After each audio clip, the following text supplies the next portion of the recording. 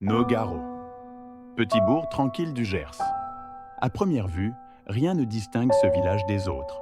Les vignes d'Armagnac s'étendent à perte de vue, les habitants se saluent sans jouer sur la place, les volets se ferment tôt.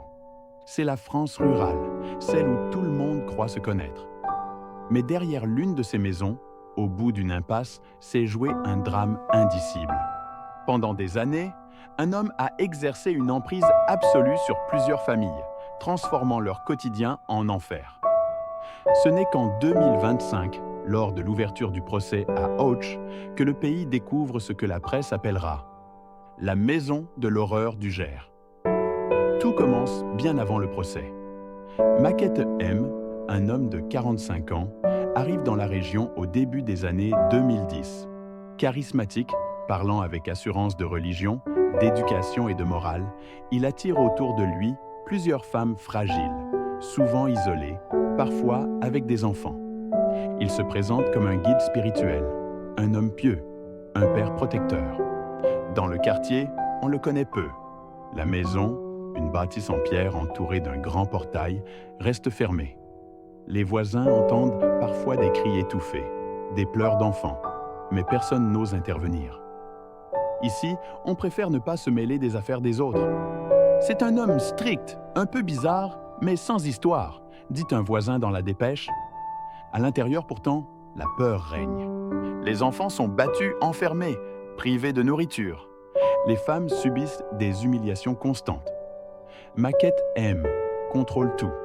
Les déplacements, les paroles, les repas, les punitions.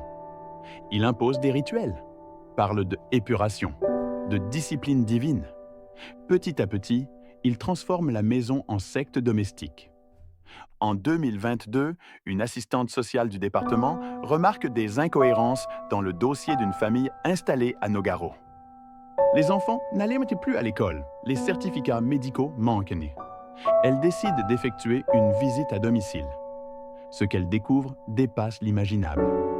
Des pièces sans lumière, des matelas souillés, des traces de sang sur les murs. Des enfants effrayés, maigres, silencieux. L'un d'eux murmure « On n'a pas le droit de parler ». La gendarmerie est alertée. Lorsque les forces de l'ordre entrent dans la maison, Maquette M tente de s'enfuir par l'arrière. Il est arrêté sur le champ. Les enquêteurs parlent d'un climat de terreur organisé. Rapidement, les chiffres glaçants tombent. 29 victimes identifiées, dont 26 enfants. Certains âgés de quelques mois seulement. Des actes de torture, de viol, de séquestration. Une emprise idéologique totale. Nogaro est sous le choc. Les habitants découvrent, incrédules, que l'horreur vivait à 2 pas de chez eux. La presse régionale afflue. La Dépêche, France, 3 Occitanie, Charente libre. Les caméras se postent devant la maison, désormais vide. Les voisins détournent le regard. « On ne voulait pas y croire », confie une commerçante. Les enfants, on les voyait parfois, mais ils ne parlaient jamais. Le parquet d'Auch ouvre une information judiciaire pour actes de barbarie, viols aggravés et violences sur mineurs. Les témoignages s'accumulent.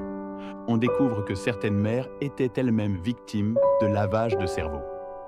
Maquette M dictait les prières, les horaires, la manière de se vêtir. Tout devait passer par lui. Argent, école, même les repas. Pendant des mois, les experts psychiatres et les enquêteurs se succèdent. Les enfants sont placés, suivis psychologiquement. Les habitants, eux, tentent de tourner la page. Mais le nom de Nogaro reste associé à la honte, à la douleur. Le 10 novembre 2025, après 3 ans d'enquête, le procès s'ouvre à la cour d'assises du Gers. Le huis clos est décrété. Trop de mineurs, trop de souffrance. Mais à l'extérieur, la tension est palpable. Des journalistes, des familles, des curieux. Le silence du village a pris fin. Le 10 novembre 2025, à Auch, le palais de justice se remplit dans un silence presque religieux. Devant les portes closes de la cour d'assises, quelques journalistes patientent. Les familles des victimes sont à l'intérieur, protégées par l'anonymat. Personne ne veut revivre ce qu'ils ont enduré, mais chacun veut que justice soit rendue. Derrière ces murs, Maquette M s'assoit sur le banc des accusés. Chemise blanche, regard fixe, il nie une partie des faits. Il parle de malentendus, de malveillance, d'exagération médiatique. Mais les témoignages qui se succèdent font trembler la salle.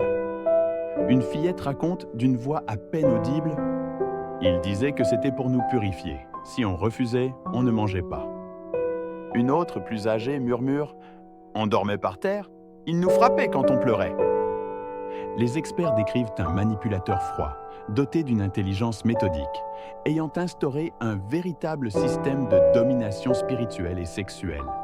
Sous prétexte de religion, il contrôlait la vie, la foi et les corps de ceux qui vivaient sous son toit. Au fil des audiences, on découvre l'ampleur de la dérive. Certaines Homères expliquent qu'elles étaient tombées sous son influence après une période de fragilité. Divorcées, isolées, souvent rejetées par leur famille, elles avaient trouvé chez Maquette M une illusion de communauté, de protection. Puis, peu à peu, cette famille élargie s'était transformée en prison. Les enquêteurs présentent des photographies du lieu. Les chambres barricadées, les fils électriques coupés, les portes condamnées. La maison ressemblait davantage à un camp qu'à un foyer.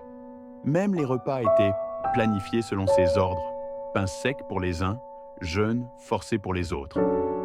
Les psychiatres parlent d'un mécanisme d'emprise totale, où la peur, la culpabilité et la foi se mêlaient jusqu'à effacer toute volonté. Certains enfants pensaient sincèrement qu'ils méritèrent ces châtiments. Le mal était psychologique autant que physique. Pendant que le procès se déroule, Nogaro retient son souffle. Dans les cafés, sur le marché, on parle bas, on évite le sujet. Mais la blessure est là, palpable. Les habitants se sentent trahis, honteux même de ne pas avoir vu, de ne pas avoir compris. On se dit qu'on aurait pu faire quelque chose, mais quand on y pense, il cachait tout si bien, murmure un vieil homme au micro de France 3 Occitanie. Les élus locaux appellent à renforcer la vigilance, à écouter les signaux faibles. Les écoles du département organisent des discussions sur la maltraitance. Le Gers, région paisible et discrète, découvre qu'aucun village n'est à l'abri. Après 2 semaines d'audience, la présidente de la Cour lit le verdict d'une voix ferme. Maquette M est reconnue coupable de l'ensemble des faits. Torture, viol, violence et séquestration aggravée sur mineurs. La sentence tombe comme un coup près. Réclusion criminelle à perpétuité, avec une période de sûreté de 30 ans. Dans la salle, un silence. Certaines mères pleurent, d'autres restent immobiles, comme vidées. À l'extérieur, les journalistes notent « un procès hors norme, un traumatisme pour tout un territoire ». Aujourd'hui, la maison de Nogaro est vide. Les volets sont cloués, les murs portent encore les marques du temps. Personne n'a osé la racheter. Les habitants détournent le regard en passant devant. Mais dans le cœur du Gers, le souvenir demeure.